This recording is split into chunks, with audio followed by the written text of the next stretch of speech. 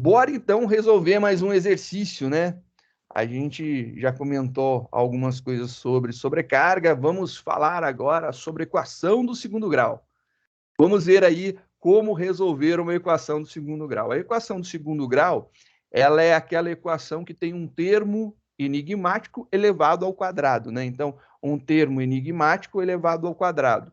E ele tem outra vez o termo sem ser ao quadrado e não tendo a existência. Você tem A vezes o termo ao quadrado, mais B vezes o termo, mais C. E se você resolver isso daqui, tem que ser igual a zero. É a característica dela. E aí, para que você possa resolver a equação do segundo grau, você tem que fazer algumas verificações. A primeira verificação que você precisa fazer é verificar se realmente é uma equação do segundo grau, né? E aí tem algumas coisas que podem tornar essa equação do primeiro. Por exemplo, se você olhar aqui o a vezes o x ao quadrado, o que eu poderia fazer com a que iria fazer com que o x ao quadrado deixasse de existir? Atribuir, por exemplo, um valor zero para o a. Porque zero vezes x ao quadrado vai dar zero, ela se torna bx mais c igual a zero, uma equação do primeiro grau, deixa de ser equação do segundo grau. Então, primeiro passo para a gente iniciar a resolução de uma equação do segundo grau é verificar se ela é realmente uma equação do segundo grau, de tal forma que o termo a, esse cara daqui, ele não pode ser igual a zero, ele tem que ser diferente de zero. Sendo diferente de zero, equação do segundo grau. Então, aí, sendo equação do segundo grau, a gente tem aí algumas características de resolução. Temos várias formas de resolução, né? A primeira forma de resolução é a seguinte: a gente vai fazer o cálculo do delta. O delta, ele indica algumas coisas importantes. O delta é exatamente o que vai aqui na raiz quadrada. Então, se você olhar aqui, você tem como fórmula menos b mais ou menos raiz de b ao quadrado menos 4ac, tudo isso dividido por 2a. Então, esse b ao quadrado menos 4ac é o que é chamado de delta, o valor que está aqui, que vai ser tirado a raiz quadrada desse número. E aí a gente tem umas regras para o delta também. Primeira regra, então, para ser equação do segundo grau, o a tem que ser diferente de zero. Beleza. Agora eu tenho isso daqui. Isso daqui não pode ser algumas coisas. Então, o que pode ser? A gente tem três possibilidades. Pode ser um número negativo, pode ser zero ou pode ser positivo. Então, a gente tem essas duas possibilidades. Perdão, essas três possibilidades. Se b ao quadrado menos 4ac, ou seja, se o delta, isso daqui, for positivo, então vamos continuar lá. Se o delta, b ao quadrado menos 4ac, for positivo, o que a gente tem de resposta? A gente vai ter, então, um valor positivo para o delta.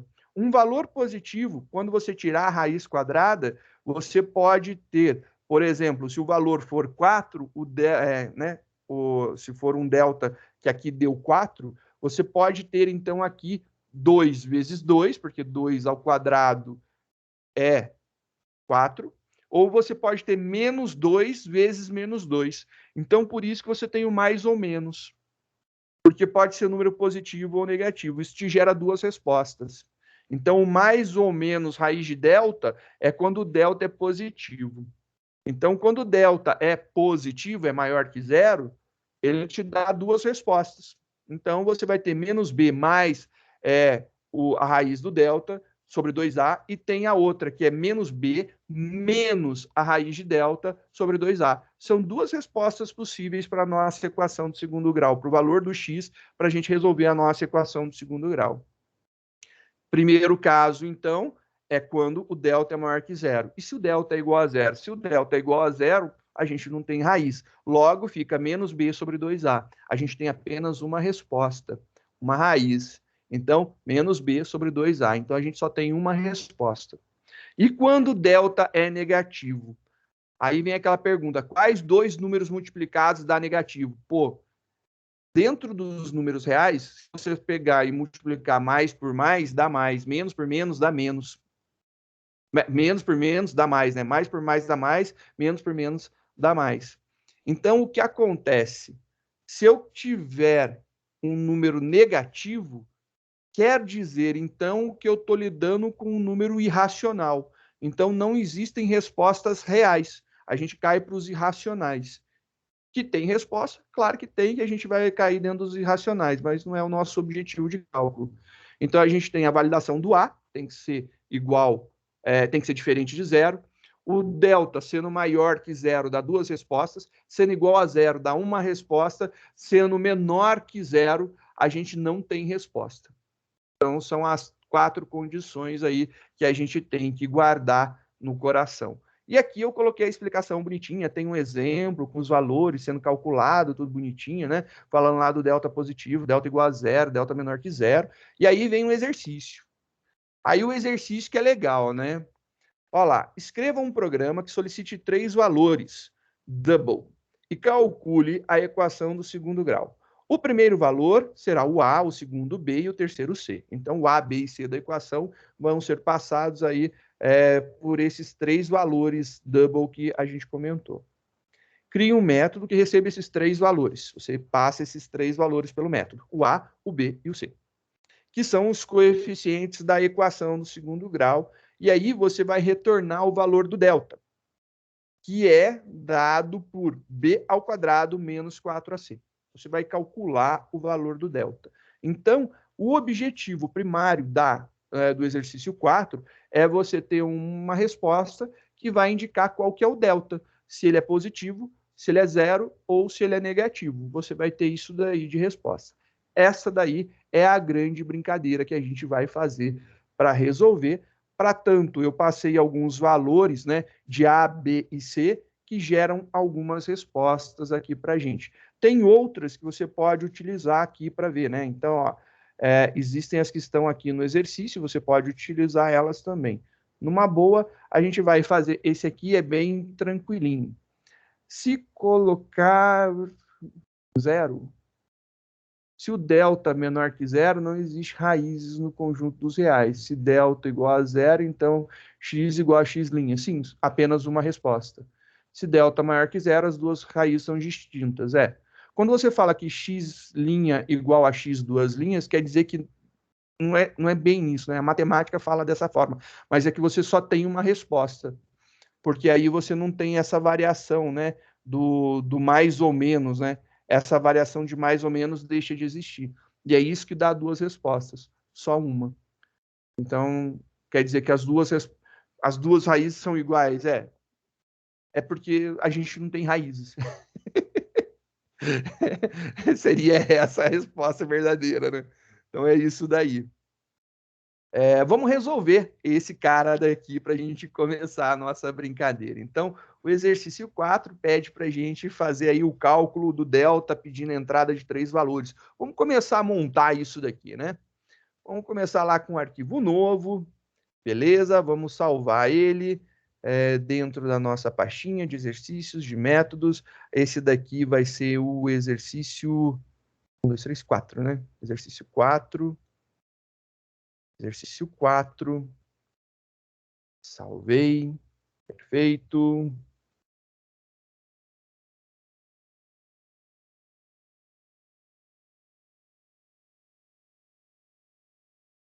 Fazer aqui um import do java.util.scanner.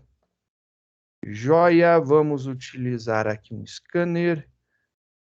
Scanner, leia igual a new. Opa, igual a new. Scanner. A gente escaneando a entrada do sistema. Beleza, a gente vai ter então double A, B e C, 3 raízes, e aí a gente vai começar a nossa brincadeira, né? A gente vai começar fazendo então a solicitação dos 3 valores, do valor A, do valor B e do valor C. Então, beleza, vou começar aqui, ó, system.out.print, print.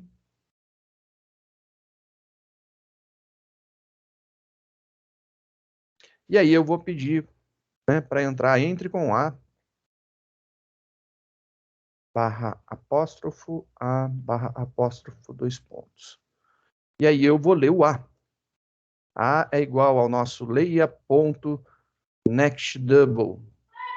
E aí a gente tem aqui o A.nextDouble. Perfeito. Vou fazer A, B e C. Então aqui é o B e aqui é o C. Beleza? C e o B. Só que a gente tem uma regra, né? E a nossa regra diz que o A não pode ser igual a zero. Ele pode ser negativo, ele pode ser positivo, mas se for igual a zero, deixa de ser equação do segundo grau. Então, para tanto, eu vou colocar aqui um esqueminha só para garantir que o nosso querido usuário entre com valores diferentes de zero, né? Vou colocar aqui esse cara dentro de um do while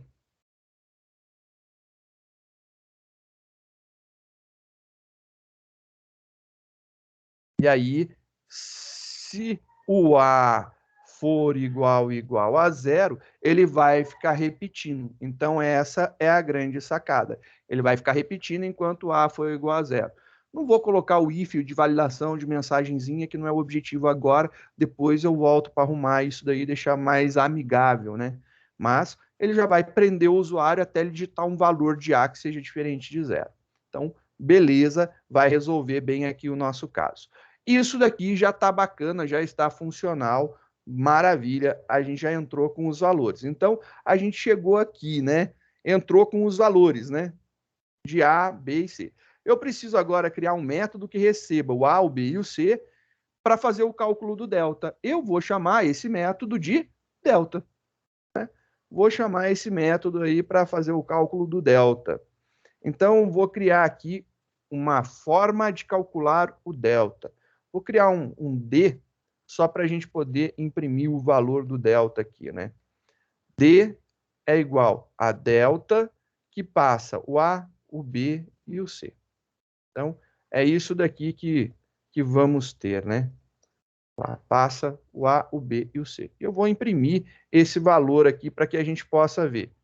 System.out.println.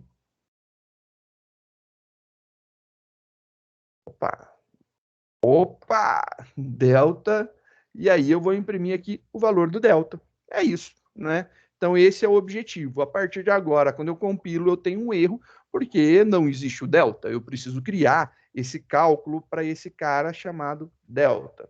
Então, vamos criar. Fora do método principal, eu vou criar lá o meu método que vai implementar o delta, né? O cálculo do delta. O delta, ele vai ser calculado da seguinte forma. Ele precisa receber 3 parâmetros double e ele retorna um valor double para a gente. Lembrando, como ele está sendo chamado dentro de um método estático, ele tem que ser estático também. Static. Ele vai retornar aqui double, delta, e agora double. A, double B e double C. Está aí a nossa implementação. Return 0.0 por enquanto. Só para não quebrar, está aqui. Ele vai retornar 0.0. Se eu compilar o meu programa, compilado com sucesso, a gente não fez o cálculo, mas só para não quebrar o nosso programa, né, para compilar e dar tudo certo. Se eu executar agora, a gente vai entrar com o valor 0, ele vai ficar reclamando lá enquanto for 0. Aí eu digito 1, 2, 3 e ele devolve o delta igual a 0, porque o nosso método devolve o 0 como resposta fixa, né? Ele não está calculando ainda. Mas já está a estrutura básica do nosso programa funcionando. Deixa eu só colocar um espacinho aqui. Pronto, agora eu sou mais feliz. Vamos começar o cálculo do delta, né? Vamos lá. A fórmula para se calcular o delta é isso daqui. Cadê? Ó? Deixa eu mostrar para vocês. É b ao quadrado menos 4 vezes a vezes c. Então, eu vou deixar aqui anotada. Vai ser b elevado ao quadrado menos 4 vezes o a vezes o c. Então, é isso daqui, né? B ao quadrado menos 4AC. É essa a ideia. Então, a gente vai fazer o uso da fórmula do delta. O delta é calculado dessa forma aqui. Delta é isso daqui. Bora, então, executar esse cálculo, né? Eu posso calcular isso daí direto. O delta está fácil de ser calculado. Não preciso, né, pensar em montar uma variável, nada. Posso utilizar isso aqui direto. Você pode fazer o b vezes o b, vai dar b ao quadrado. Você pode utilizar a fórmula matemática POW, que é o power, o elevado a alguma coisa. Então, math.pow b,2, para dizer que você está elevando b ao quadrado. E aí, depois, você tem aqui, ele resolve isso, depois ele resolve isso, e depois faz a subtração, né? Ele subtrai o resultado desse com o resultado desse. Se eu aplicar isso daqui direto, né, como retorno, funcionará? Sim, funcionará. Então, essa daqui é a grande sacada. Vamos ver aqui no exercício, porque tem alguns valores já maceteados para a gente testar. 1, menos 1 e menos 12 tem que dar tem que dar 49, né? Então, vamos ver aqui. Rodando. Se eu colocar o valor 1, menos 1, e o outro é menos 12, cadê? Menos 12. Menos 12, deu 49. Belezinha. A gente tem, então, o cálculo sendo executado bonitinho. Só para tirar prova, para ver se não foi muita sorte, 1 menos 4 menos 5 tem que dar 36. Então, executando, a gente tem... É 1 menos 4 menos 5? É 1 menos 4 menos 5. 1 menos 4 menos 5, 36. Perfeito. Está aí nossos cálculos acontecendo direitinho. A fórmula está montada corretamente. A gente acabou de resolver, então, o delta. Aí, que legal. Então, agora a gente já consegue ter certeza do funcionamento, né? O cálculo do delta é bem simples, né? Vamos corrigir. Ele não é um cálculo simples, ele é uma fórmula, não é tão complicada, mas também não é tão simples, né? Simplesmente somar duas coisas, né? Já é algo um pouco mais complicadinho. Mas não precisou fazer muita calculeira para chegar lá. Foi coisa bem tranquila, em uma linha a gente conseguiu resolver. Então a gente está fazendo aqui todo o cálculo matemático e devolvendo o valor do delta. Esse exercício, então, ele foi concluído. É isso daqui que era o objetivo dele, imprimir o valor de delta. Então, maravilha. O próximo exercício, ele vai falar o seguinte, baseado no exercício anterior, ou seja, nesse daqui que a gente acabou de montar. Crie uma nova versão que calcule as raízes de uma equação do segundo grau, seguindo a fórmula de a ao quadrado mais b, a vezes x ao quadrado mais b vezes x mais c igual a zero. Para ela existir, o coeficiente a tem que ser diferente de zero, que nem a gente já tinha conversado. Caso delta seja maior ou igual a zero, são raízes reais. Existem. Uma ou duas, mas existe. Caso o delta seja negativo, as raízes serão complexas, ou seja, não vai existir. Para que a gente não tenha problema de representação, a gente vai retornar zero. Então, essa daqui é a ideia. A gente retorna zero como resposta. Esse exercício daqui, eu vou utilizar um método para calcular a raiz. E eu vou seguir uma ideia que nos foi apresentada pela Jessiquinha. Jessiquinha apresentou aí uma solução. Mas é uma solução que eu vou apresentar, beleza? É uma. Depois eu vou dar outras soluções. Mas vou fazer uma solução conforme apresentado pela Jéssica. Então, a gente vai mandar a resposta aqui. Então, vamos fazer uma cópia desse daqui, porque a gente vai aproveitar ele, e a gente vai continuar. Então, esse exercício daqui, a gente vai dar um arquivo, salvar como. Agora, de 4, a gente vai resolvê-lo como 5, vamos completar a resolução. Então, tá aqui só para a gente dar continuidade, né? Agora é o 5. O 5 não é simplesmente calcular o delta, eu quero dar continuidade, eu quero chegar ao ponto de dar a resposta das raízes, né? Uma das ideias que eu vou passar para vocês, eu acho que é uma ideia legal, é a gente calcular as raízes. Só que, para calcular a raiz, eu sempre acho uma boa ideia assim. Tem formas elegantes de se fazer isso daqui, matematicamente falando, sem problema nenhum. Mas existem outras possíveis soluções.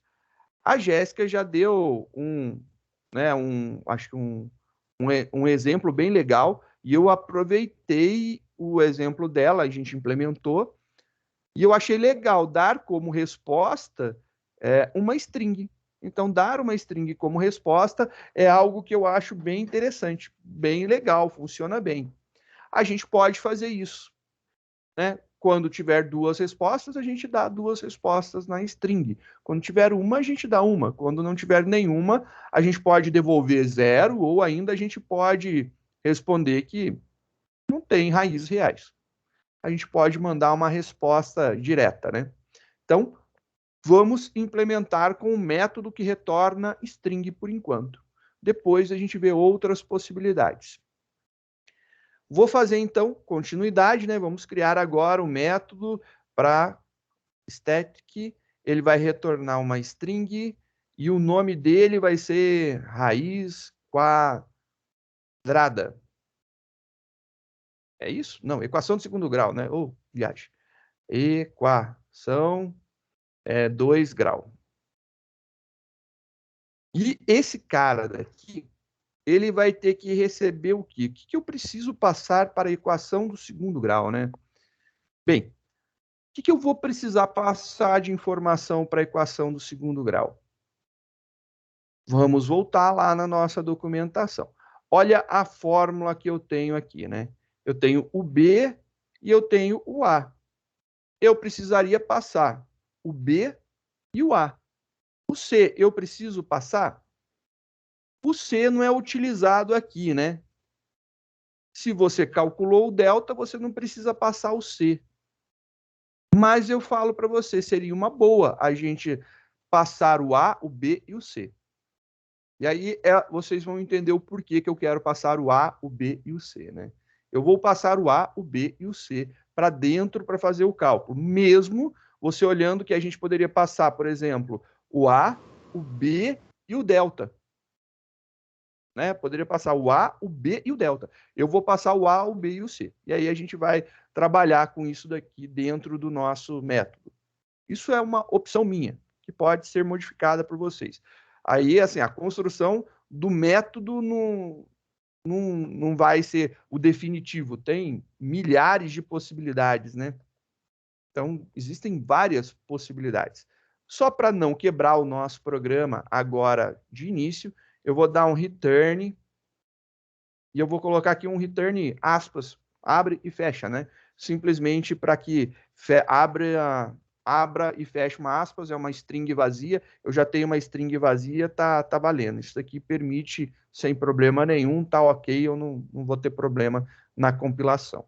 O que eu vou fazer aqui é justamente trabalhar com a criação e a chamada do delta. Eu posso chamar o delta o método delta dentro do método equação 2 grau? Posso. Então, eu posso até fazer aqui, ó, int d igual a delta, passando o valor de A, B e C. Eu já estou garantindo lá que a equação é do segundo grau, né? Então, eu já fiz essa validação aqui. A entrada dos dados me garantirá que ela é uma equação do segundo grau. Agora, com base nisso, eu vou fazer o seguinte. Vou ter aqui o valor do delta, passei os três valores aqui, vou calcular o delta aqui dentro, e a partir desse momento a gente vai fazer os testes. Então, a primeira coisa que eu vou verificar é se o D é menor que zero. Se o D for menor que zero, eu já vou retornar aqui uma mensagem para o meu usuário. Não existem raízes reais. Pronto. É uma possibilidade. Agora, se a gente tiver o D igual a zero, ou se a gente tiver, se o D for maior que zero, aqui eu tenho uma raiz, aqui eu tenho duas raízes. Então, nesse caso específico, é fácil calcular. É tranquilo para a gente fazer o cálculo e devolver a resposta. Por quê? Lembrando aqui a fórmula, né? Se eu pegar e tirar aqui o mais ou menos delta, raiz de delta, vai ficar menos B dividido por 2 vezes A. É menos B dividido por 2 vezes A. Então, fica aqui a fórmula fácil para ser calculada. Logo, esse cara daqui, eu posso fazer um return. E aí, eu vou retornar aqui um texto, né? X igual, e aí eu vou concatenar e vou resolver aqui. Como que é? Menos B dividido por 2 vezes A. Então, menos B dividido por 2 vezes A. E aí funciona numa boa. E aí vem uma pergunta. Se ele pegar o valor de B e dividir por 2, e o resultado disso ele multiplicar por A, é exatamente a mesma coisa que ele pegar menos B e dividir pelo resultado de 2 vezes A?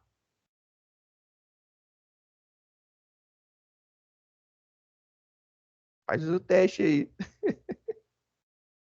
Se você tem dúvida, é fácil. Mete um parênteses, resolve a tua vida. Então, fiquei na dúvida. Pronto, meu filho, não tenha mais dúvida. Resolva a tua vida. Pronto, está resolvido. Não tem mais encrenca nenhuma. Ele resolve isso, depois ele resolve isso daqui. E aí você vai ter lá a concatenação acontecendo. Fica simples desse jeito.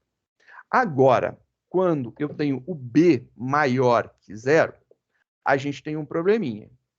Com o B maior que zero, a gente tem duas respostas possíveis. Aqui, eu vou abrir um bloquinho para a gente começar a escrever esse bloco, né? Eu vou criar, além do delta, eu vou criar uma saída, né? Para que a gente venha aqui no formato string, chamado saída, começando em branco, sem nada.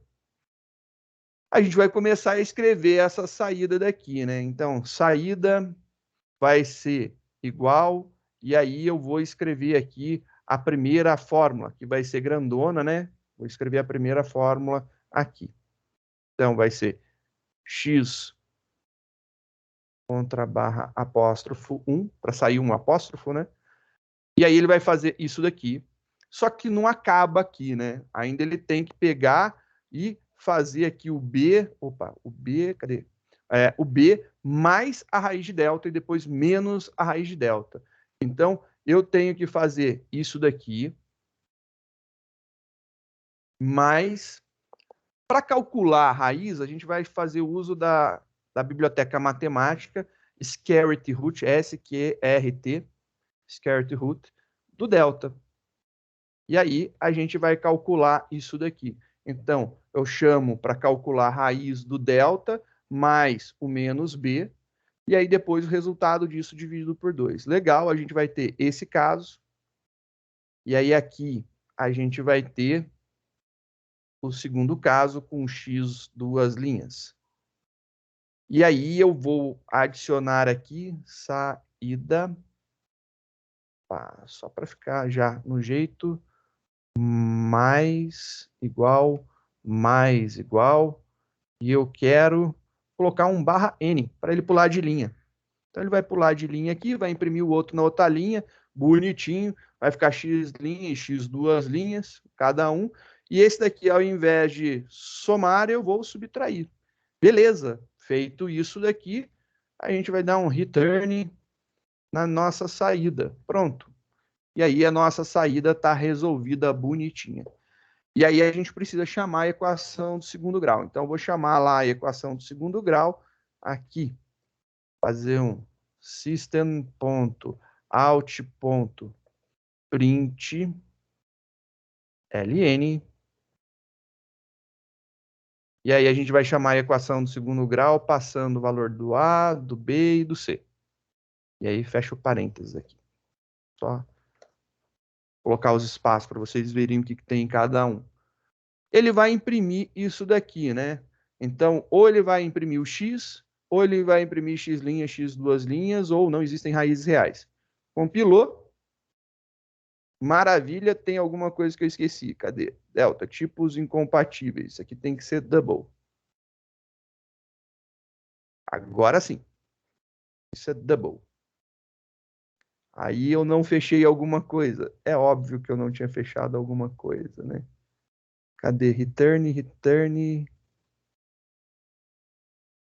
Tá. Uma coisa muito legal dos testes, né?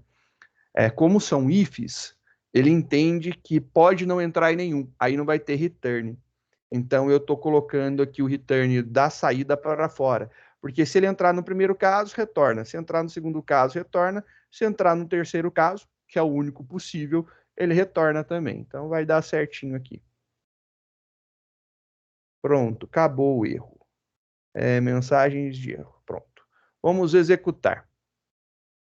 Eu vou colocar números aleatórios. Então, sei lá, vou colocar 40, 1, 0.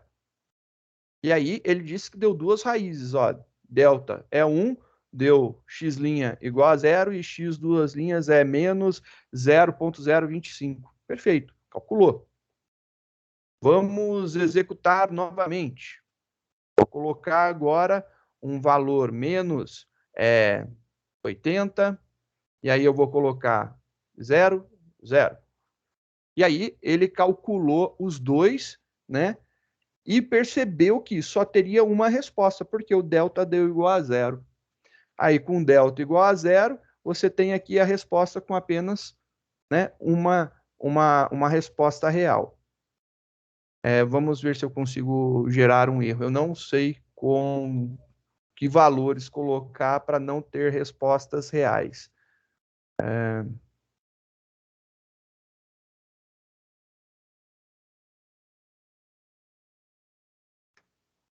Deu.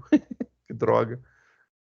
Não sei. Se alguém tem algum número aí, passa para mim, que eu agradeço, viu? Que executou e não deu resposta real. Para dar delta negativo. Vamos ver a fórmula, né? Mais fácil.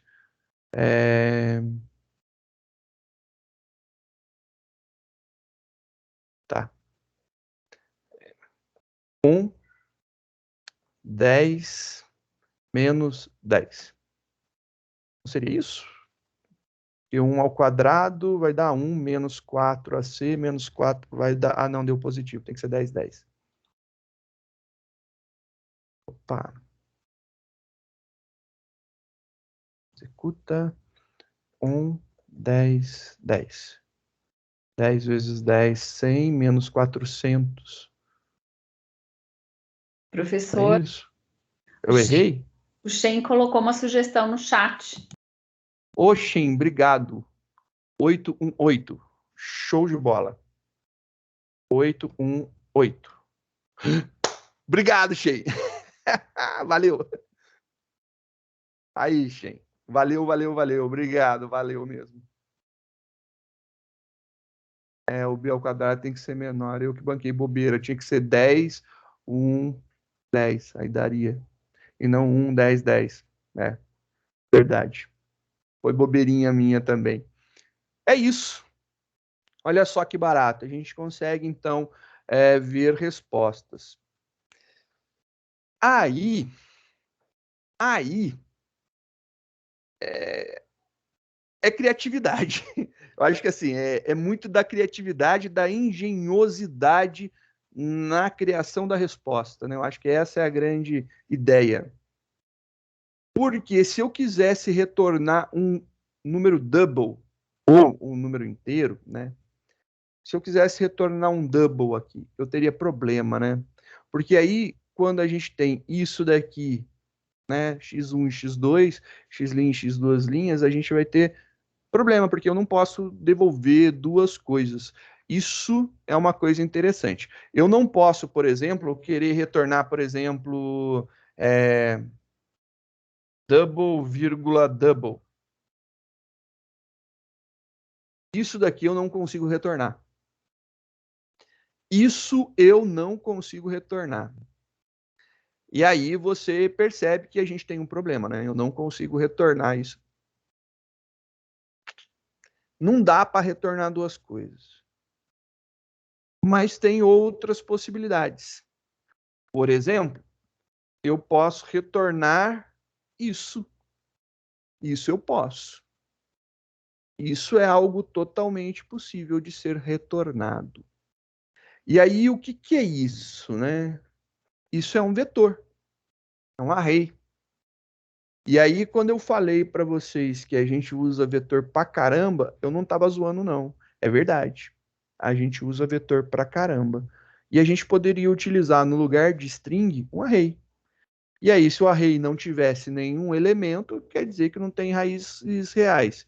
Se ele tivesse apenas um elemento, as duas raízes são iguais, ou seja, só tem uma raiz, né? Ou ainda, você tem que você tem a possibilidade de retornar dois elementos no array, ou seja, duas respostas. Perfeito. É exatamente isso daí. Essa é a ideia. Então, a gente pode utilizar outros conhecimentos. Para esse exercício, eu vou deixar quietinho aqui um string que está bonitão, está funcionando e a gente vai ficar feliz com isso daqui. Mas não fica uma saída muito elegante eu devolver string, né? A string, ela tem um problema, né? Ela é texto. E se eu precisar utilizar isso para alguma coisa, utilizar a resposta da equação para alguma coisa, se eu precisar usar as respostas da equação para alguma coisa, bem-vindo à selva, né? Nós teremos problema. Então, vamos ver a segunda lista de métodos, rapidamente. A segunda lista de métodos, ela tem 8 exercícios. 8. 3 a mais do que o outro, bem pequenininho, né? Só que agora a gente começa a utilizar algumas outras saídas. Por exemplo, ela fala aqui para você, ó, crie um programa que solicite ao usuário 2 números inteiros. Através de um método que receba esses 2 números inteiros como parâmetro de entrada, verifique e retorne o maior dos dois. Não use o método do pacote math lá para fazer isso. Eu quero que você faça na mão. E aí, tranquilo, a gente vai criar o nosso método para fazer isso daqui. A mesma coisa lá para o próximo. Aí depois, utilizando o método lá da biblioteca math, né, do pacote math, utilizando outra vez, né, agora só que o min, o primeiro era o max, o outro é o min. E agora, criar um programa que solicite ao usuário 3 números inteiros através de um método que receba 3 números como parâmetro de entrada, você verificar qual que é o maior dos 3.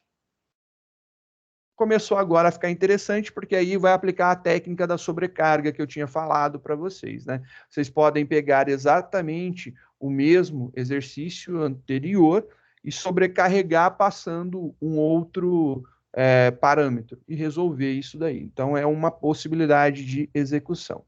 A mesma coisa para o maior, menor, só está repetindo, né? E agora você começa aqui um lançamento de dado e ele fica chamando o dado e mostrando a saída, fazendo uso de aleatório. E esse daqui para fazer o cálculo das porcentagens dos lançamentos. É uma coisa extremamente muito próxima. É muito, muito próximo. Então, teoricamente, deveria sair tudo muito próximo. Não é para sair tão distante.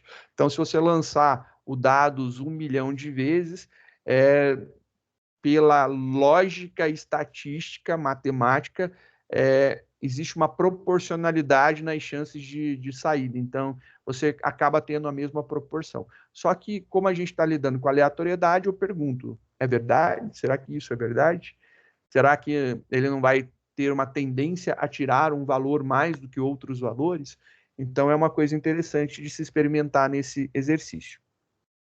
A próxima lista, ela começa a ser bem bacaninha. Eu gosto muito dela. Realmente eu gosto. Não, não é maldade, não. Ela tem 14. Ela aumentou um pouquinho mais a quantidade de exercícios. Aqui mostra, né, como que você fará a solicitação para fazer o cálculo de conversão da temperatura de Celsius para Fahrenheit. Então, tem a fórmula, como que você vai calcular. Aí ele está mostrando aqui algumas possibilidades, né? Mostrando o que acontece. E aí ele está falando como executar. Novamente, esse daqui você tem Celsius, Fahrenheit e Kelvin. Então, você tem a conversão tanto para Celsius, como para Fahrenheit, como para Kelvin. Então, você entrou com valor em Celsius, você converte para Fahrenheit e para Kelvin. Entrou com valor em Kelvin, você converte para Celsius e Fahrenheit. E assim por diante. Então, essa é a grande diversão desse negócio.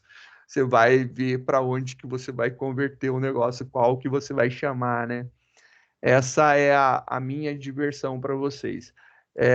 Não é um exercício difícil, na verdade, ele é um desafio, mas é um desafio, mas ele não é difícil. Ele precisa de criatividade para ter uma solução fácil, né? Então, aqui é uma questão de criatividade. Essa é a grande resposta. Você precisa ser criativo. Sendo criativo, você vai conseguir fazer aí as conversões facilmente. E aí eu tenho aqui as solicitações de entrada e o que seria previsto na saída, né? Então ele fala aqui como que foi feito o cálculo em cada um dos casos. Depois começa a ficar interessante. Um professor muito legal, esse professor muito legal, fez 3 provas durante um semestre, mas só vai levar em conta 2 notas mais altas para calcular a média. Esse é legal. Então, o que acontece aqui é que você tem 3 notas, só que para calcular a média, ele descarta a nota mais baixa, fica só com as 2 mais altas. E aí ele faz o cálculo com as 2 notas mais altas, né? Então, ele mostra qual que é a sua média com as 2 notas mais altas, e mostra a média aritmética e mostra a maior e a menor das notas. São alguns valores calculados aqui, né? Você tem 4 valores calculados. Começa a ter mais de um método, né, para ser feito, mais de um cálculo para ser realizado. E muito provavelmente você deve ter aí, sei lá, a necessidade de criar métodos auxiliares para te ajudar. Eu acho que seria uma boa para facilitar. Aí vem, já tirando lá da caixinha, os números primos, né, daquela lista de laços que a gente já fez no semestre passado. Aqui tem uma explicação do que são números primos. Os números primos são aqueles números que, se você dividir ele pelos seus antecessores, só terá ele e o 1 como divisores. O resto não dá divisão exata.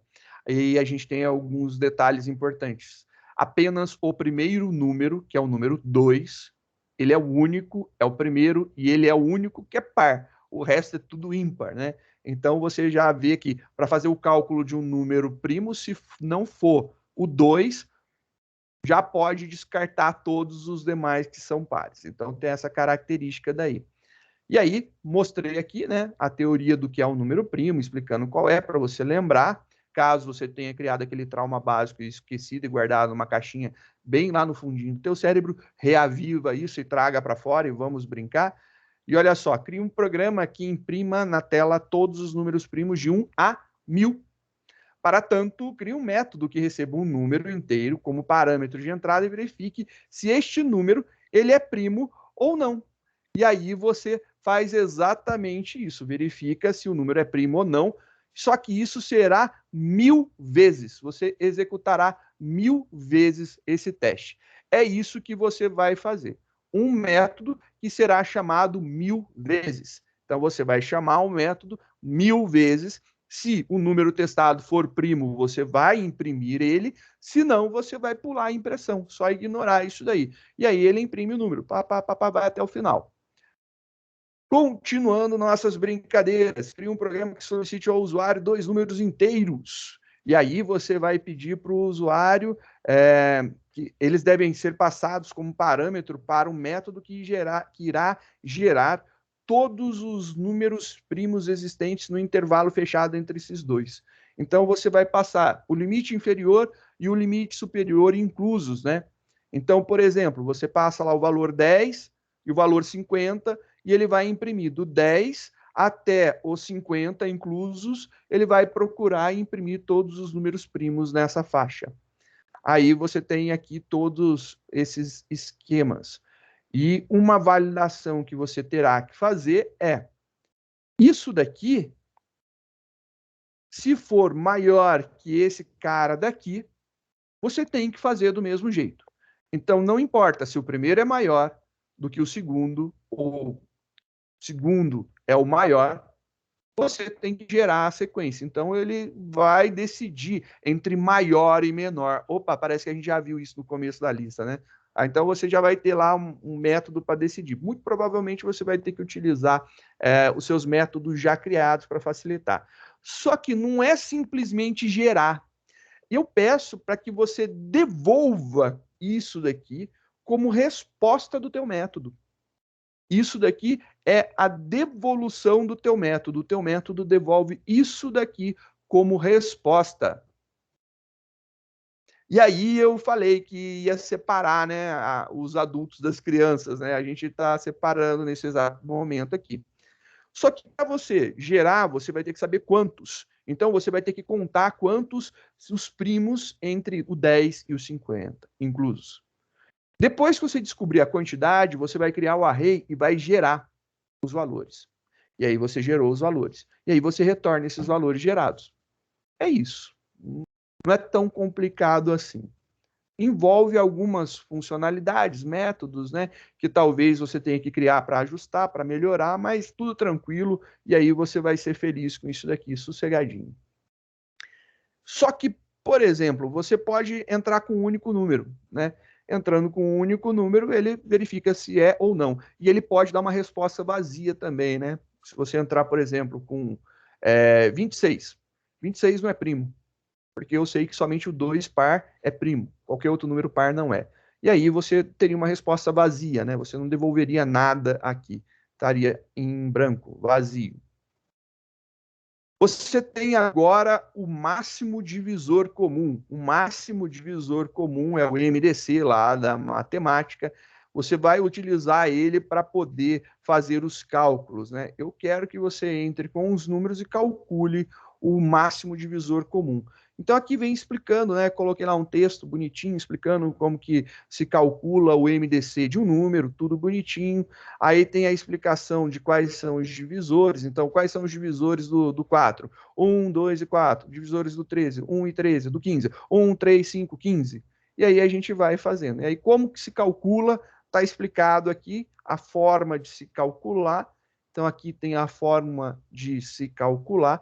Ele tem que dividir, né? Se eu pegar aqui, eu quero saber o máximo divisor comum entre os dois números, 20 e 10. Você tem que dividir por 2, por 3, a divisão é pelos números primos, então você tem que ter aí o seu gerador de primo para facilitar a tua vida, só que você só conta quando ele divide todos os números, né, pelo divisor daqui. Se você dividir todos, aí você vai guardar esse número para contar. Quando você não dividir todos, por exemplo, aqui você dividiu somente um dos números, que foi o 10, ele não conta, então eu só vou multiplicar esse cara e esse cara daqui, e logo o divisor comum é 10. Então essa é a grande sacada. Então, só se dividir todos os números você vai contar. É legal pra caramba para fazer na mão isso daqui com o método. Dá um trabalho legal. E aí aqui tem a execução. E eu mostro como que você pode fazer para calcular. Não quer dizer que você precisa seguir isso daqui, né? Mas pensa bem, ó, é uma saída interessante, ó. 1, 2, cada vez que deu um OK aqui, né? Você vai contar. Então, 2 e 5. Então, 1 vezes 2 vezes 5. Você vai pegar e multiplicar, vai dar 10, vai resolver a tua vida aqui. Muito bom, tranquilinho, sossegado. Essa é a grande sacada. Você para de dividir quando você chega no 1, 1, 1, 1, ou seja, quando todo mundo estiver valendo 1. Dá trabalho. Dá trabalho. Eu utilizaria vetores para fazer isso daqui, com certeza. Então, vetor dividiu todo mundo? Beleza, contei. Não dividiu todo mundo? Não contei. E aí você vai acumulando, multiplicando, né? Mas eu utilizaria vetores para fazer. Se passou 2 valores, um vetor com 2 elementos, e eu iria seguindo isso daqui. Eu faria isso. Agora eu não sei quanto a vocês, como que vocês vão inventar, mas segue a ideia. Agora, olha só que legal. E se eu quiser saber o máximo divisor comum de vários termos? Aí, de vários termos, para facilitar a tua vida, se você executar o outro do jeito que eu te falei, né, usando já vetor, olha aqui, já cria o tamanho do vetor, já coloca os elementos dentro do vetor, e aí você executa o mesmo processo, ou seja, deixou de ser desafio, entendeu? Se você resolver isso no anterior, não existe desafio nesse daqui. É simplesmente fazer um a mais, né? Tá aí as execuções, tudo bonitinho para você ver. E tem também tem o máximo divisor comum e tem o mínimo múltiplo comum, o MMC. E aí está explicando também como se calcular o MMC. E aí está lá todas as explicações de como se calcula o MMC, tudo bonitinho, como que se faz lá. E aí está tudo bonitinho lá, descrito quando que se utiliza, quando não se utiliza, e vem as propostas de exercício. E aí vem as respostas de como se calcular e segue a mesma ideia de poder calcular para vários. Por isso, eu recomendaria também a utilização de arrays aqui para facilitar a vida de vocês. Se vocês contarem todos esses divisores, vai dar. Na verdade, eu acho que o MMC é mais fácil que o MDC para se calcular. Na minha opinião, é mais fácil. E aí, a gente tem os números perfeitos, a geração de número perfeito também é uma coisa complicada, mas para pegar em uma faixa de valores, tranquilinho para ser feito, vocês já fizeram, porém a gente vai estar utilizando métodos para resolver os mesmos exercícios, né? E é isso daí. Eu acho que a grande pegada é o MDC. O MMC é mais fácil. Eu resolveria o MMC primeiro e o MDC depois que eu resolvesse o MMC. Então, é isso daí, galera. Eu espero que vocês tenham curtido as resoluções básicas. A gente continua resolvendo algumas coisas nas próximas aulas. Obrigado pela companhia hoje, né? Espero que a professora Célia esteja bem de novo aí para continuar com a gente. E é isso daí. Se tiver alguma dúvida, estou à disposição.